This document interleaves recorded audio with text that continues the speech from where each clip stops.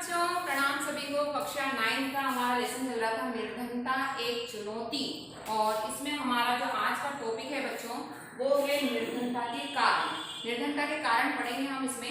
निर्धनता क्या होती है, निर्धनता हमारे जो समूह हैं समाज के असुरक्षित समूह, इनके बारे में हम पढ़ चुके हैं। और निर्धनता रेखा का अनुमान भारत में आय और उपभोग के स्तर पर लगाया जाता है। उसमें हम ग्रामीण क्षेत्र में 2400 कैलोरी प्रति व्यक्ति प्रतिदिन और शहरी क्षेत्र में 2100 कैलोरी प्रति व्यक्ति प्रतिदिन, ये सब कुछ हम समझ चुके हैं। तो आज निर्धनता के कारण पढ़ेंगे हम, और ये वैसे टॉपिक जो है वो बहुत सरल है।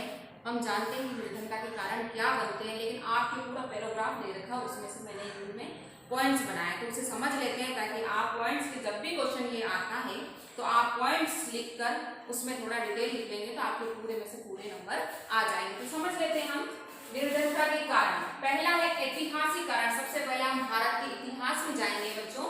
ब्रिटिश प्रशासन की नीतियां, आप जानते हो ब्रिटिश लोग जो है वो यानी अंग्रेज जो है वो भारत क्या करने आए थे, वो व्यापार करने आए थे। तो जब व्यापारी होता है वो क्या करता है, वो लाभ कमाने के उद्देश्य से ही कार्य करता है। तो जो ब्रिटेन के जो लोग थे, अंग्रेज जो थे, वो केवल और केवल अपने लाभ की ही बात करते थे।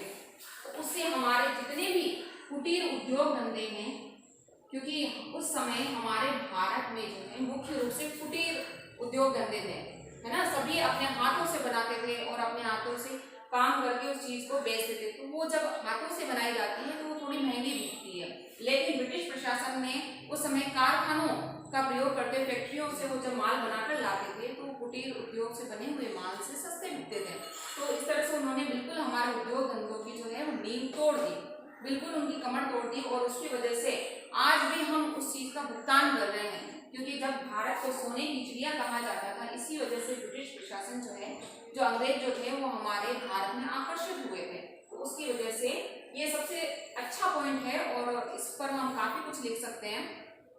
तो हमारे जो कुटीर उद्योग धंधे थे उस समय ना तो वो पनपने दे रहे थे, यानी जो नए शुरू करते हैं उसको ना तो पनपने दे रहे थे, और जो पहले से ही कुटीर उद्योग धंधे बहुत अच्छे चल रहे थे उनको भी उन्होंने बिल्कुल निरुत्साहित कर दिया, क्योंकि उनका जो माल था वो जल्दी बन रहा था और सस्ता बिक रहा था। इस तरह से ये जो ऐतिहासिक कारण है वो सबसे प्रमुख कारण है, इसलिए सबसे पहला कारण ये ही बनता है बच्चों। हमारे आज भी निर्धनता के कारण में सबसे पहला कारण क्या बनता है, ब्रिटिश प्रशासन की नीतियां। समझ में आ गया होगा। दूसरे पे पढ़ते हैं हम। दूसरा सबसे इंपॉर्टेंट कारण है जनसंख्या वृद्धि।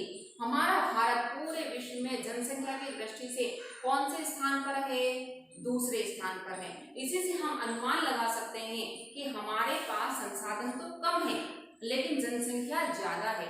तो इस तरह से हम किस क्षेत्र में कहां पर कितना पैसा लगाएं, इसीलिए हमें पहले जो है पंचवर्षीय योजनाएं बनती थी और अब जो है वित्तीय योजनाएं बनती हैं।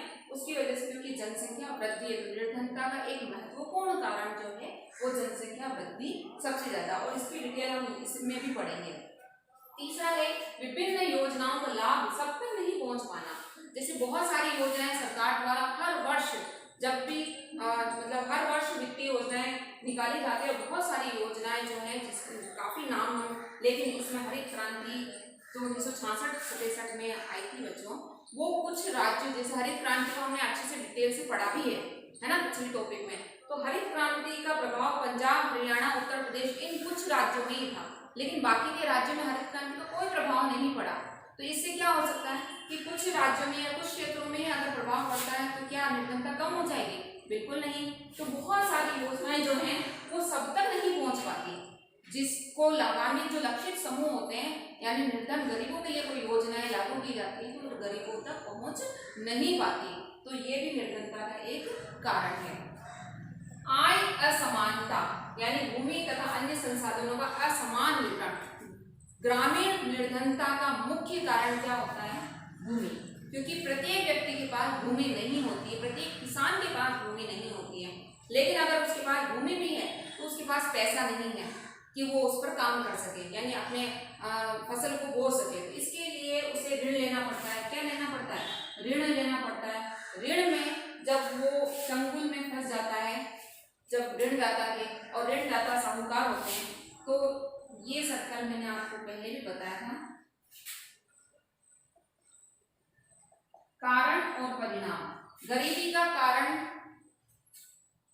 जब गरीबी का कारण बनता है तो उसी का परिणाम गरीबी होता है, और परिणाम जब गरीबी होता है तो उसका कारण भी गरीबी ही होता है। ये एक दुष्चक्र है जिसको हमने पहले भी समझ लिया है।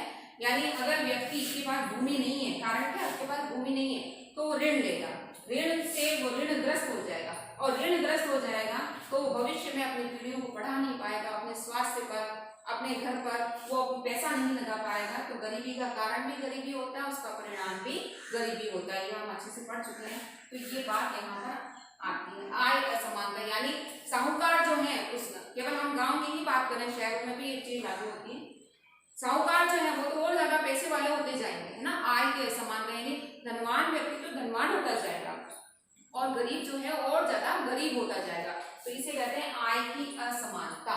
ठीक है। और लास्ट पॉइंट है भारतीय समाज के सामाजिक व धार्मिक जो अनुष्ठान है ना, हमारा जो भारतीय समाज के बच्चों को इस तरह से जुटा हुआ है कि प्रत्येक उपलक्ष्य पर बड़े आयोजन किए जाते हैं, वो चाहे गरीब व्यक्ति हो या अमीर व्यक्ति हो, है ना।